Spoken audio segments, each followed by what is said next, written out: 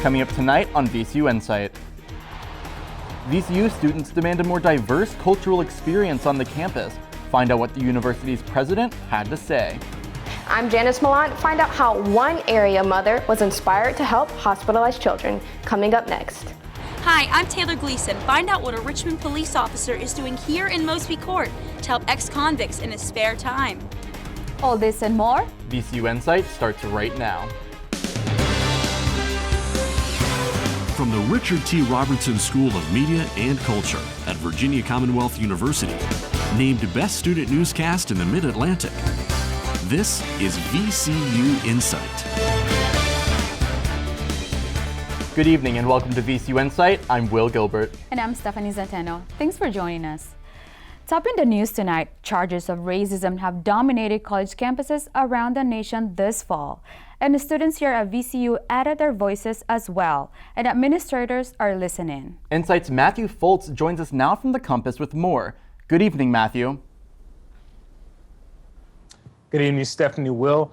VCU students have joined the nation-wide cry as they want change at college universities. So far, it's looking like VCU President Michael Rao is hearing them. Together for a righteous and a just cause. The voices heard across campus as Black student organizations, allies, and VCU administration gathered outside the VCU library on the Monroe Park campus November 11th. In one word, I would say it means change to me. That's what an organizer with Black VCU Speaks, Angie Scott, and other Black students say following the University of Missouri's lead in protest. It means that people are actually waking up and they're voicing their concerns. Students stood in solidarity with the racial movements that took place in Missouri, which led to the University of Missouri's president resigning. Then the next day following the rally, about 30 Black VCU student activists marched into VCU President Michael Rao's office where they demanded change. Those students demand increase in the number of Black professors and to offer more cultural training on campus.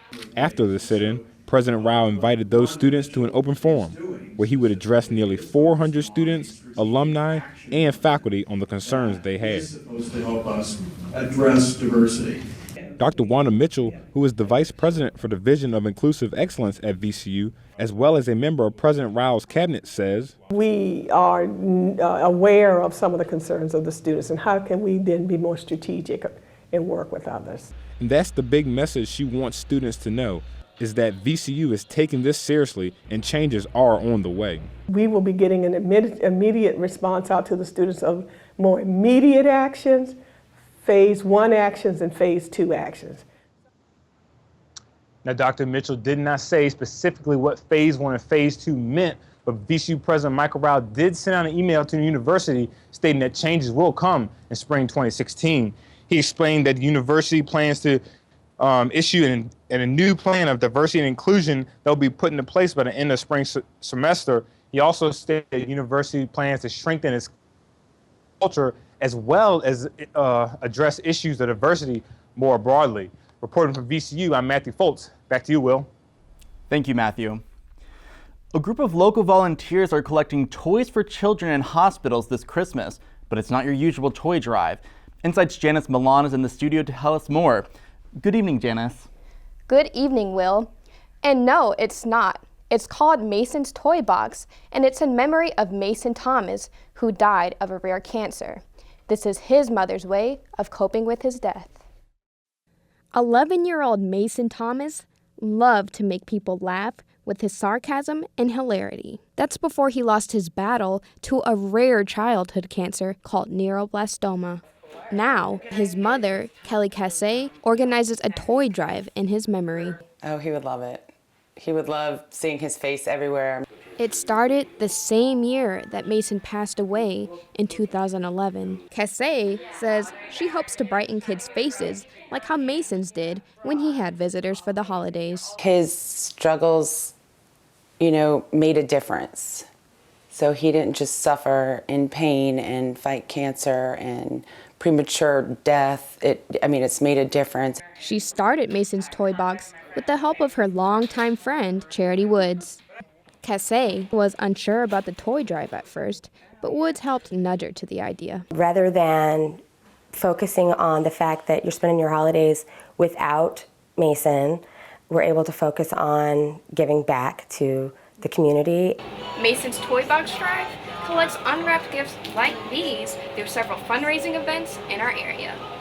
Woods and Casse are part of a 4-member board that takes toys to Richmond and Charlottesville hospitals. They say hundreds of toys are collected at their events each year, like the one at this Pat Russell Band fundraiser. But Casse says they won't stop with just a toy drive. She hopes to grow her fundraiser throughout hospitals all over. I'm sure he's looking down now, smiling. This year marks the 5th annual toy drive for Mason's Toy Box. They are taking donations until December 18th for VCU Medical Center and the Children's Hospital of Richmond, among others. You can find a drop box near you at masonstoybox.org. Back to you, Will. Thank you, Janice. The city has about $3.2 million to spend on public art and posted a new survey to figure out how to spend it. The RVA Public Art Commission held a forum last month at the Science Museum of Virginia to get the word out. RVA Mag suggested on its webpage how the city should spend the money. Among the suggestions, spending it on one big project, spreading it across different organizations, or installing art pieces along the James River Bridge. The money comes from a 1% fund that the city keeps from every capital project. For more information and to take part in the survey, visit the RVA Public Art Commission's Facebook page. And the old saying goes, it's always better to give than to receive. During the holidays, people are looking for ways to help the less fortunate. InSight's AC Stokes sits down with the manager from Feedmore to talk about how you can help. I'm here with Christy Dalton, Community Events Manager at Feedmore. Thank you so much for being here. Thanks for having me, Ashley. No problem at all. Okay, so we are officially in the holiday season, and it should be noted that you guys don't give out meals just during December. You do it all year round. So I'm wondering, you give it out 200,000 people annually. How do you guys at Feedmore prepare for the holidays compared to just any other day throughout the year? Well, the holidays are great for us because so many people are thinking about ways to give back. And so many people are remembering us in gifts of food, gifts of money to help us purchase food, and then gifts of their time to volunteer with us. So we are able to kind of prepare special meals for all of our clients to get out the holiday spirit to them as well. Okay, so you're talking about special meals. Can you tell us the major items that you all collect? Are there any foods in particular that you all receive during the holidays, like cranberry sauce or? So year round, we're always looking for great protein items like peanut butter, tuna fish, canned chicken, dried beans, fruits in their own juices, pasta sauces, rice, oatmeal. Those are the things we look for all year round. During the holidays, we love to be able to give out those extra kind of holiday items. So, green beans, cranberry sauce, pumpkins, yams, stuffings. Those are great things to add to your food donations at this time of year. Do you all ever request it, or does it just come in? Luckily, it just comes in. We rarely have to request things. The public kind of knows what we need or knows what they think we need. We have a lot of people that we can tell they go out and they buy their holiday meal items and then they buy an extra set and they bring it to us. So that's really nice. That is really nice. So we have some photos sent to us by your staff. And speaking of your staff, you guys have an impressive amount of people, nearly 100 people who work for you guys and nearly 9,000 people who volunteer to fight hunger in the Central Virginia area. So what are some of the qualities that you all look for when people come in to volunteer? We use about 250 volunteers a day, so we are able to keep our costs so low and make sure that so much of the money that's donated to us goes directly to our programs by those volunteers. We're looking for people that are willing to come in, make a commitment to us, and just work hard. We have volunteers that sort food for us. We have volunteers that deliver our Meals on Wheels meals, and then we have volunteers that work in the kitchen. None of them need a lot of training, but we're able to train people, with 10 or 15 minutes before they get started with the skills that they need. So just last year, you guys donated 17 million meals. What does it mean to you when you know that you can count on such a large network of people in our community to help fight the issue of those who are food insecure in our area? Every one of us who's probably watching this show has been hungry at some point in time. And when you're hungry, you go into your pantry and you grab something. You may not get exactly what you want, but there's something for you to eat. And I think for anyone that's in that situation, it's hard to imagine opening up your refrigerator or your pantry and not having any food to eat. And that's what 200,000 of our neighbors face each day. So to be able to go out and help those people and to know, we're not going to be able to provide everybody with a meal, but we are going to be able to help some people. And 1 in 6 kids in our area are hungry and they're food insecure and they don't know where their next meal is coming from. And to know that we're able to help them either through our Kids Cafe program after school, our backpack program on the weekend, is just a great feeling. And we are so appreciative of all the people that help us do that, because we couldn't do it without the support of people. Well, I thank you so much. So I've been speaking with Chrissy Dalton, and I want to say thank you again so much for joining us. Thank you. Thank you. No problem. A Richmond police officer has a unique way of volunteering in his community. Bridging the Gap, One Human at a Time, is a new 2-month program designed to help ex-convicts get back on their feet. InSight's Taylor Gleason has more on the story. You have to have integrity. Officer Ray Perez was tired of seeing the same criminals on the street. In order to fight this problem, he created a program called Bridging the Gap, One Human at a Time. Each individual matters. It's not about the numbers, it's about each person who needs the help. Officer Perez leads the program here in Mosby Court. His passion for the cause motivates him to continue helping others in his free time. Every class I conduct here, it's on my off time. If students need a ride and I can pick them up, I try to squeeze as many as I can in the patrol car. Sometimes we're a little tight with 6 people, but if that's what I have to do, that's what I do. Bridging the Gap focuses on all areas of employment, education, and life enhancement skills. It helps keep ex-criminals from returning to bad habits. For ex-convicts that are leaving the Richmond City Jail, it can be scary not knowing where you'll next receive your income. Officer Perez's program is designed to prevent his students from ending back behind bars. Jeffrey Perry has been involved with the program for 6 weeks. After spending 18 years in prison, Perry has 2 jobs and is now hopeful for the future. With hope, it means a lot of things. Perez is responsible for giving my life back, making me feel that I am someone, that I am worth it. He showed me that. Yeah. Bridging the Gap will have its first class graduate from the program in the upcoming weeks. Perez will be taking a new class at the beginning of 2016. For VCU InSight, I'm Taylor Gleason. Although the program started from interactions Perez had with criminals, he says it's open to anyone. This holiday season, drones are expected to fly off the shelves. InSight's Alonzo Small is in the newsroom to tell us about the latest consumer craze. Good evening, Alonzo. Good evening, Stephanie. Aviation officials estimate 1 million more multi-rotor aircraft, dubbed as drones by many, are expected to be in the skies by Christmas. And there's a lot of big buzz surrounding such small aircraft. Here we go, we're going up. Drones are rising in popularity. It's really easy to use and operate, and it's inexpensive, so that's where the craze is coming from. Mark Hackett owns Hobby Extreme, a hobby store that specializes in small aircraft. But the buzz is not without controversy. Just recently, a drone crashing into the wing of an airplane, in addition to people who have been hit. And then there's also the risk of invading someone's privacy.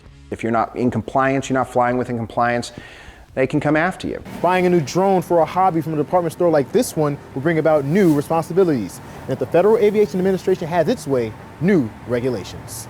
By regulating, you kind of force the public to just be a little aware and more safety conscious. The FAA encourages drone users to not exceed 400 feet.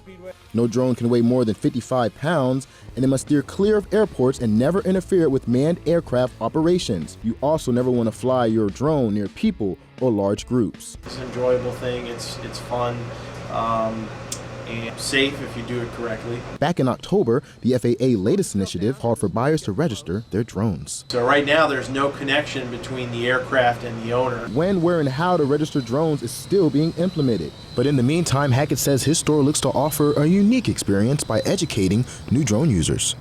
It comes with education, it comes with instruction, it comes with the one-on-one experience you're going to get so you can actually educate yourself on the rules or procedures. On Thanksgiving, the FAA Committee Task Force released their final recommendation for drone users. Some of the major points of this proposal: you must be 13 years or older to own a drone. You must register your drone, and it will be free, of course, but you'll also be required to register that drone per person and not per drone user. All the rules already in place will still stand. Back to you, Stephanie. Thank you, Alonzo. About 4.5 million students in our country learn English as a second language, according to the U.S. Department of Education. 2 Richmond schools have partnered together so students are teaching other students. Every Monday, about 40 St. Mary's school students in Richmond's West End walk across the field that connects to Pinchback Elementary School. There, they stop being students and become ESL tutors. 5, 6, 7. Okay, my turn. St. Mary's Social Ministries Director Rebecca Oxenrider says this program is about standing in solidarity for others. I really hope that this will serve as some kind of a model for other people in other areas or in our own area. Teachers at St. Mary's School have prepared reading and math activities and have trained the students how to teach. Pinchback Principal Sarah Modrak says they need the help because parents are busy all day. Again, some of them they come from families who, parents are working a lot and maybe haven't always been able to help them as much, with homework. Most kids are Spanish or Arabic speakers. Modrak says that St. Mary's students are becoming great teachers. When they're reading together, they're making sure that the students understand the words and the story and the vocabulary and really holding them to learning their math facts. Most ESL students here at Pinchback do not speak English at home. That's why the program has been successful. Pinchback 4th grader Evelyn Sosa says the program has helped her. And like thesaurus because it was hard. I thought there was 2 TH, so it was really hard for me to pronounce that word. Organizers say they hope to continue and expand the program and also work closely with Henrico County to help others. For the first time in 20 years, a Broadway classic has made its way back to Richmond. However, it's one of the stars of the musical that makes it that much more special. InSight's Alyssa Sims has more. Up-and-coming stage actress Robin O'Neill lands her coveted role as Mama Rose in the Broadway musical Gypsy. There's so many things about her that are fantastic, but if I were to be honest, I mostly just wanted to do the show. I love the show. I think the show is perfect. She's wanted this since she was a little girl, and now she has the opportunity of a lifetime. It's not like a lot of other musical theater roles where you say a couple lines and then sing a song. I mean, it's real live acting. Her character is an overly ambitious stage mother with a knack for giving her daughters a chance at fame she never got. The musical began on Broadway in 1959 with Ethel Merman playing Mama Rose. The show was inspired by the memoirs of artist Gypsy Rose Lee and has made its way back to Richmond for the holiday season. Virginia Repertory Theater Artistic Director Bruce Miller says he was blown away by her presence when he watched her first perform. She has a very magnetic personality, she's got a dynamite voice, and she's a very talented actress. As for the musical itself, Miller says it's the Shakespeare of American musical theater. This is one of the great all-time musicals, and I think anybody who cares about theater owes it to themselves to see this show. O'Neill says Miller promised her Gypsy would happen before he retires. The time has now come, and she says it's been magical. It was kind of a Cinderella moment. It was like, I'm at the ball here. I made it to the ball. She says she knows she'll never be a Broadway star, but O'Neill still understands her character's drive and ambition for something she loves. For VCU InSight, I'm Alyssa Sims. The musical runs every Thursday through Sunday until January 10th, 2016. General admission tickets are anywhere between $30 and $60, while student tickets are $15. For some, it's the most wonderful time of the year when the Dominion Christmas Parade hits Broad Street. InSight's Denasia Pascal is sitting down with the vice chair of the parade to find out how it all comes together. I'm here today with Tara Berry, Communications Vice Chair of the Dominion Christmas Parade. Thank you for being on the show with us today. Thank you. So this is the 32nd annual parade. What's going to be new or different this year? Well, we have a whole new lineup of balloons. We have a 60-foot Kermit the Frog, a 35-foot Smurf, and we even have a giant not Finding Nemo, but Nemo himself. So we're excited about that. And then we also have a number of college marching bands, different groups, and with the new Star Wars movie coming out, they're supposed to have some new characters that will be walking down the parade route. So if you want to see the movie in a couple weeks, you might see some of those same characters. Oh, that's great. So also, who's going to be maybe the Grand Marshal this year? Someone different or new? Yes, this year we're really excited to have Rayvon Owen. He was the American Idol Top 4 finalist. He's from Richmond, Virginia, so that makes it really exciting. But on top of that, he's going to perform live down the parade route. So we're really excited to have him not only to perform, but to really represent Richmond well. Oh, that's definitely new and different, for sure. We have some video here with us also from some of the past parades that we had. And typically they said expected 100,000 people to come out. How many people are you expecting this year? Maybe more or less? Or? Well, with the weather being as wonderful as it's going to be, mid-50s, bright sunshine, we're expecting about that many again this year. Not only that, but we also expect 150 to 200,000 people watching live on TV that day. Oh, that's an awesome turnout. So typically some of the balloons in those videos look pretty large. How many people do you say it will take to man a balloon to keep it in control? And it depends on the size of the balloon. For our Kermit the Frog, we have about 40 people who need to man that balloon. Otherwise, if they didn't have enough, they might get carried away. Or it might be a little bit difficult to maneuver under light poles and other things like that. Right. So is it too late for maybe people to volunteer? Are you needed more volunteers at all this year? It's never too late to volunteer, but if you want to sign up soon, that'll get you some of the better spots in the volunteer lineup. So all you need to do is go to our website, which is richmondparade.org, and you can click on a link that says that you want to volunteer and just follow the instructions. And if you can send us an email or give us a call, let us know. That would be wonderful because, yet again, on the day of the parade, we don't want to have too few balloon handlers or too few people manning the streets. Right. So it's taking us all through down Richmond. So what's the best viewing area, do you think, to see the balloons and all the different people that are going to be there?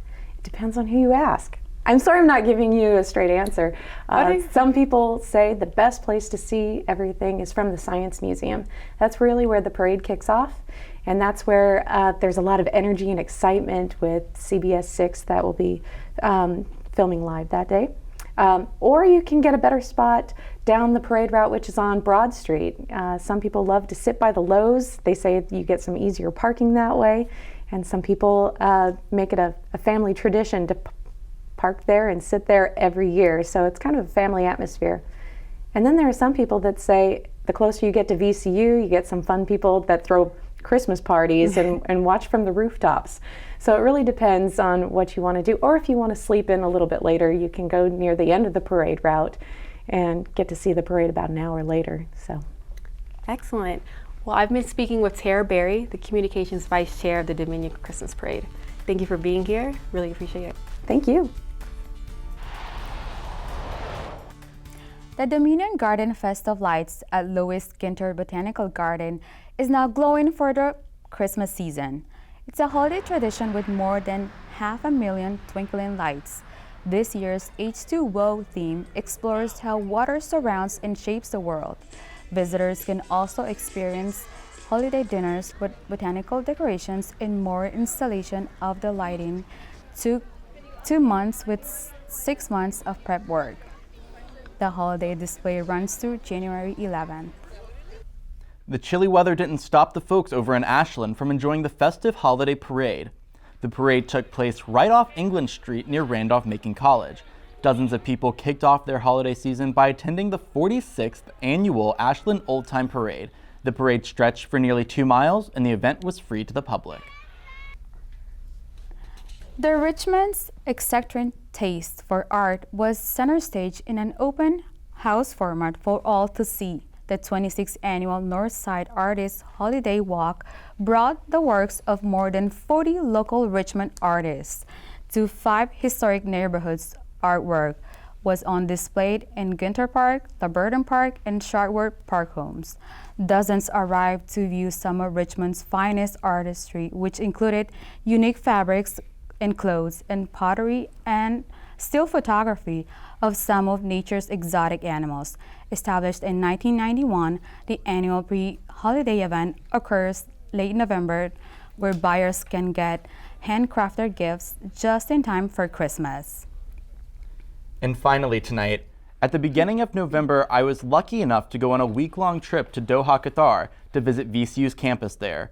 Around 200 students applied to go on this trip, and 8 of us were chosen to experience the beauty and heat of the Middle East. On our first day in Doha, the group took a tour at Masharib Enrichment Center to learn a basic history of Qatar and to see what Masharib Properties, a real estate company, has in store for the future of Doha. Masharib is a progressive company looking to improve Doha while incorporating the history of Qatar in its architecture. After the tour at the Enrichment Center, we headed to VCU Qatar, also known as VCUQ, to check out the facilities for the first time. VCUQ is a part of Education City, a campus comprised of 8 universities with the top programs from each of the schools. That evening, we attended our first VCUQ women's basketball game and taught the VCUQ students all of Havoc's best cheers. The next day, our group visited Fanar, a mosque and education center, to learn more about Islam and its influence in Qatar. We ended the day with a nighttime trip into the Arabian Gulf to view the beautiful Doha skyline. On the third day of the trip, our group hosted VCU Richmond Day at VCUQ to teach the students about the culture of Richmond and a little bit about our campus. Then we had the chance to use the VCUQ facilities to make some art of our own. On the 5th day, we spent the day in the desert. Our group and some students from VCUQ went dune bashing, a fun pastime for many people in Qatar. We spent our last day at Souk Waqif, the oldest marketplace in Qatar. It was a great way to finish the trip. The program is called a leadership exchange, but for those of us taking part, it was really more of a cultural exchange. And surely, Stephanie, something we will never forget. Well, Will, I'm jealous. What surprised you the most? Well, I think you expect to go over and it's an Eastern culture and we're Western culture, and you expect to be a lot of differences between the people. But, all in all, we're all very much the same. There are lots of similarities, and it was really easy to relate to everybody who was there. And what was the most memorable part? Oh, I think, walking through the little alleyways of the souk, and having all the men on the side sort of yell at you and tell you to buy their goods, and you have to bargain for everything. So, it was a lot of fun doing that. But I remember talking to Janice about the food, and it was absolutely impeccable. Loved it. So wow. It was a great trip. But that's it for this edition of VCU InSight. Make sure to check us out online at insight.vcu.edu. You can also follow us on Twitter and Facebook under VCU InSight.